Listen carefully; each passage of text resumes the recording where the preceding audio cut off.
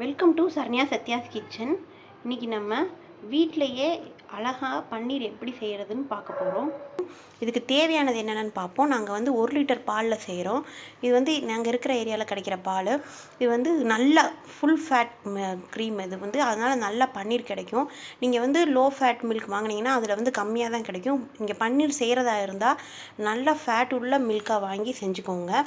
அப்புறம் வந்து வினிகர் நான் இன்றைக்கி வந்து யூஸ் பண்ண போகிறது வினிகரில் தான் பண்ண போகிறேன். இல்லை நீங்கள் உங்களுக்கு லெமனில் யூஸ் பண்ணாலும் பண்ணிக்கலாம், எதுனாலும் பண்ணிக்கலாம். 1 லிட்டர் பாலுக்கு வந்து சின்ன லெமனாக இருந்துச்சுன்னா ஒரு பழம் தேவைப்படும். இது நல்ல பெருசாக இருக்கிறதுனால 1 லிட்டருக்கு வந்து ஒரு ஹாஃப் லெமன் இதுக்கு தேவைப்படும். வினிகர்னால் 1லேருந்து 1.25 இந்த கேப் அளவுக்கு நம்ம ஊற்ற போகிறோம். ஃபஸ்ட்டு வந்து பால் காய்ச்ச போகிறோம். இப்போ நல்ல சுத்தமான பாத்திரம் எடுத்து கழுவி அதில் வந்து பாலை ஊற்றிக்கோங்க. 1 லிட்டர் பாலையும் ஊற்றிக்கிறோம். இதை வந்து நம்ம ஃபஸ்ட்டு நல்லா காய்ச்சிக்கணும்.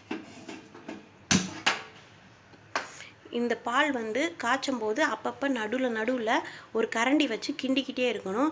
ஏன்னா ஓரங்களில் போய் அந்த ஃபேட் வந்து அப்படியே போய் சேர்ந்துடக்கூடாது. இந்த பால்லே வரணும். அப்பப்போ நடுவில் கிண்டிக்கிட்டே இருக்கணும். பால் வந்து நல்லா பொங்கி வரும்போது நம்ம வினிகர் சேர்க்கணும். இந்த சைடு பால் காஞ்சிக்கிட்டு இருக்கும் போதே எடுக்கிறதுக்கு பாலை வடிகட்டி எடுக்கிறதுக்கு தேவையான பொருட்கள்லாம் நீங்கள் ரெடியாக எடுத்து வச்சுக்கோங்க. இந்த மாதிரி ஒரு ஒயிட் துணி எடுத்து வச்சுக்கோங்க. காட்டன் துணி இருந்தால் ரொம்ப நல்லது. இந்த மாதிரி துணி எடுத்து வச்சுக்கோங்க. அப்புறம் அந்த மாதிரி வடிகட்டுறதுக்கு இது மாதிரி ஒரு ஹோல்ஸ் உள்ளதை எடுத்து வச்சுக்கோங்க. ஒரு பாத்திரம், இந்த வடிகட்டி அந்த தண்ணியெல்லாம் இதில் வந்து சேர்க்குறதுக்கு அந்த பாத்திரமும் இந்த வடிகட்டியை மூடுறதுக்கு இந்த மாதிரி ஒரு இதை எடுத்து வச்சுக்கோங்க. அப்புறம் மேலே நம்ம வெயிட் வைக்கணும். பன்னீர் வந்து சேப்பாக கிடைக்கிறதுக்கு வெயிட் வைக்கிறதுக்கு இந்த மாதிரி உப்பு ஜாடியை தான் நாங்கள் வைக்க போகிறோம்.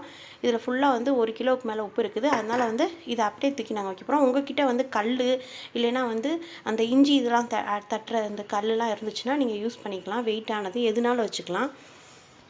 நம்ம வினிகர் ஊற்றி நம்ம அதை செய்ய போகிறதுனால புளிப்பாக இருக்கும்.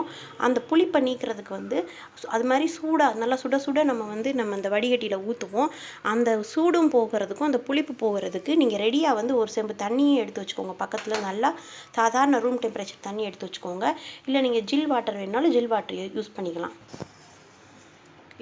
இப்போ வந்து பால் வந்து நல்லா காஞ்சிக்கிட்டு இருக்கு பாருங்கள். இப்போ நான் பொங்க போகுது பால். பொங்கி வரும்போது நம்ம வந்து நார்மலாக பால் காய்ச்சுற மாதிரி அதெல்லாம் சிம்மில் வைக்கிறது 5 நிமிஷம் வைக்கலாம் தேவையில்லை. நல்லா ஃபஸ்ட்டு டைம் பொங்கும் போதே நம்ம அந்த வினிகரை ஊற்றிக்கலாம். நல்லா பொங்கி வரட்டும். இந்த மாதிரி பொங்கி வரும்போது நான் சொன்ன மாதிரி இது ஒரு டேபிள் ஸ்பூன்லேருந்து 1.5 டேபிள் ஸ்பூன் இருக்கும். இப்போ ஃபஸ்ட்டு ஒரு மூடி ஊற்றிருக்கோம். இன்னொரு 1.25.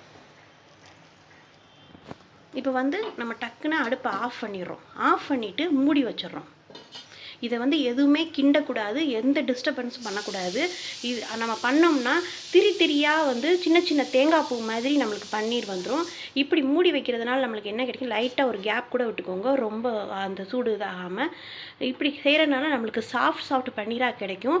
நல்ல பெரிய அந்த தேங்காய் பூ மாதிரி சின்னதாக கிடைக்காம அந்த ஃபேட்லாம் நல்லா சேர்ந்து நல்லா பெருசாக நல்லா குண்டாக சாஃப்டாக கிடைக்கும்.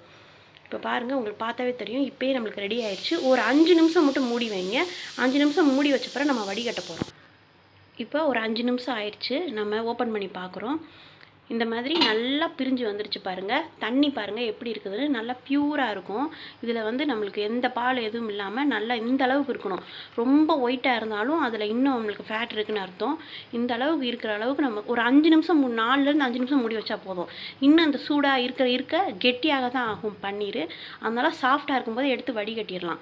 இப்போ பார்த்தா உங்களுக்கு தெரியும், அந்த பன்னீர் பாருங்கள் எல்லாம் அப்படியே மொத்தமாக சின்ன பீஸாக போகாமல் இவ்வளோ பெருசாக நல்லா இருக்குது பாருங்கள். இப்படி இருந்தால் தான் நம்மளுக்கு பன்னீர் சாஃப்டாக கிடைக்கும்.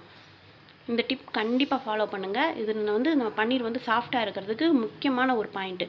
இப்போ எடுத்து நம்ம வடிகட்டிடலாம். நம்ம ஏற்கனவே ரெடியாக எடுத்து வச்சுருக்கோம் பாருங்கள். அதில் நம்ம ஊற்றிக்கிறோம்.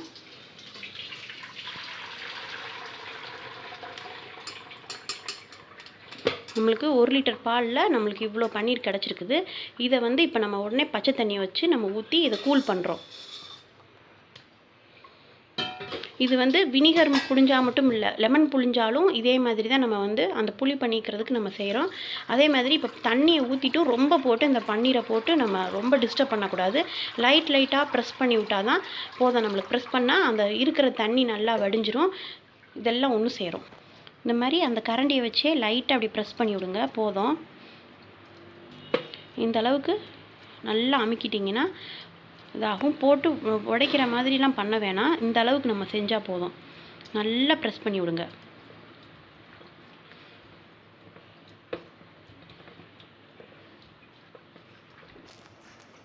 அந்த செகண்ட் டிப் என்னென்னா, நம்ம வந்து சூடாக ஊற்றினோடனே டக்குன்னு உடனே ஜில் தண்ணியோ இல்லைன்னா நார்மல் ரூம் டெம்பரேச்சர் தண்ணியவோ இதில் ஊற்றினா தான் அந்த சாஃப்ட்னஸ் அப்படியே இருக்கும். இல்லைன்னா அப்படியே அந்த இன்னும் கொஞ்சம் வேகிற மாதிரி ஆகி இறுகிரும்.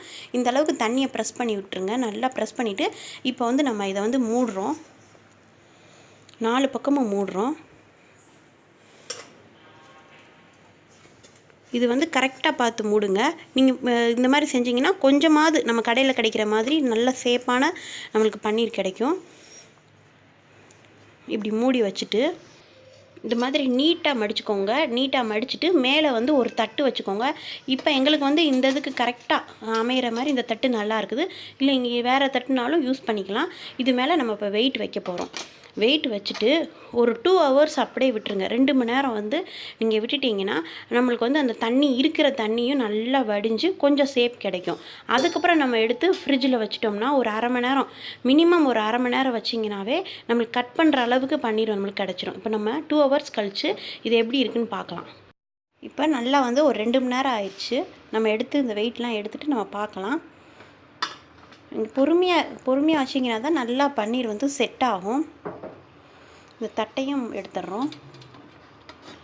எடுத்துகிட்டு இதை ஓப்பன் பண்ணி பாருங்கள். ஆனால் நம்ம மறுபடியும் நம்ம ஃப்ரிட்ஜில் வச்சோம்னா இன்னும் நம்மளுக்கு நல்லா எல்லாம் ஒன்று சேர்ந்து கரெக்டான ஷேப்பாக இருக்கும்.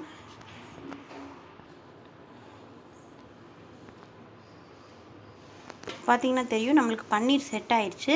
நீங்கள் இப்போயே வந்து நீங்கள் கத்தியை வச்சு நறுக்குனாலும் நம்மளுக்கு வந்து க்யூபாக கிடைக்கும். ஆனால் இன்னும் ஃப்ரிட்ஜில் ஒரு 1/2 மணி நேரம் வச்சுட்டு நீங்கள் கட் பண்ணும்போது இன்னும் நல்லா அந்த பன்னீர் நல்லா செட் ஆகி கெட்டி அந்த தண்ணியெல்லாம் நல்லா உறிஞ்சு இதாயிரும். இப்போ நம்ம 1/2 அன் ஹவர் இதை அப்படியே துணியிலே மூடி நம்ம ஃப்ரிட்ஜில் வைக்க போகிறோம். இந்த மாதிரி ஒரு பாக்ஸில் வச்சுருங்க. இந்த துணியோடயே வச்சுருங்க. இப்போ 1/2 அன் ஹவர் ஆயிடுச்சு. நம்ம எடுத்து பார்க்குறோம். ஓப்பன் பண்ணிடுறோம். ஓப்பன் பண்ணி துணியில் இருக்கிற பன்னீரை எடுத்துகிட்டு நம்ம இப்போ வந்து சின்ன சின்ன ஸ்கொயராக கட் பண்ணிக்கிறோம். இப்போ கொஞ்சம் வந்து காட்டியும் இப்போ வந்து கொஞ்சம் இருக்கலாக நல்லா வந்திருக்கும். கட் பண்ணுறது வந்து நம்ம கட் பண்ணிக்கலாம். இப்போ கட் பண்ணி பார்க்கலாம். நம்ம கடையில் கிடைக்கிற அந்த அளவுக்கு ஷேப் கிடைக்கலனாலும் நம்ம வீட்டில் வந்து தயாரிக்கும் போது நல்லா சாஃப்டாக நம்மளுக்கு கிடைக்கும். நீங்கள் கண்டிப்பாக வித்தியாசம் தெரியும். இது வரைக்கும் நீங்கள் வந்து கடையில் தான் சாப்பிட்ருக்கீங்கன்னா இந்த பன்னீரில் நீங்கள் கிரேவி பண்ணி பாருங்கள். அப்படியே கம்ப்ளீட்டாக டிஃப்ரெண்ட்டாக இருக்கும். நம்ம வீட்டிலையே உடனடியாக செஞ்சிடலாம். அதே மாதிரி காஸ்ட்டும் வந்து இப்போ இது 2 பாக்கெட் பால், ஒரு லிட்டர் பால் வந்து 40 ரூபா, ஒரு 40 ரூபா. அவ்வளோதான் நம்மளுக்கு. இந்த இதில் வந்து நல்லா ஒரு 2 பேர்லேருந்து 3 பேர் இந்த பன்னீர் கிரேவி செஞ்சு சாப்பிடலாம். இப்போ பார்த்தீங்கன்னா உங்களுக்கு தெரியும் நல்லா அழகாக சூப்பர் சாஃப்டாக பன்னீர் நம்மளுக்கு கிடச்சிருக்கு பாருங்கள். வீட்டிலையே இவ்வளோ அருமையான பன்னீர் நம்மளுக்கு கிடச்சிருக்கு. நீங்கள் வந்து தைரியமாக குழந்தைங்களுக்கு கூட இந்த பன்னீரை கொடுக்கலாம். நம்ம வீட்டில் யூஸ் பண்ணுற பால் தான். இதே இது நீங்கள் இந்த அளவுக்கு இது ஒரு 100 கிராம் அளவு இருக்குதுன்னு வச்சுக்கோங்க. இதே அளவு நீங்கள் கடையில் வாங்கினீங்கன்னா அதிகமாக இருக்கும். பன்னீரோட ரேட் அதிகமாக இருக்கும். இது வந்து நம்ம வீட்டிலே கைப்பட நம்ம சுத்தமாக சூப்பராக பண்ணியிருக்கிறோம். இதில் நீங்கள் பண்ணி பாருங்கள். கிரேவி ரொம்ப ரொம்ப சாஃப்டாக இருக்கும். நம்ம சூப்பரான பன்னீர் வந்து இப்போ ரெடி ஆயிடுச்சு. இந்த பன்னீர் வீடியோ உங்களுக்கு எப்படி வீட்டிலே பண்ணுறன்ற வீடியோ உங்களுக்கு ரொம்ப பிடிச்சிருந்தா லைக் பண்ணுங்கள், ஷேர் பண்ணுங்கள். மறக்காமல் சேனலை சப்ஸ்கிரைப் பண்ணி வச்சுக்கோங்க.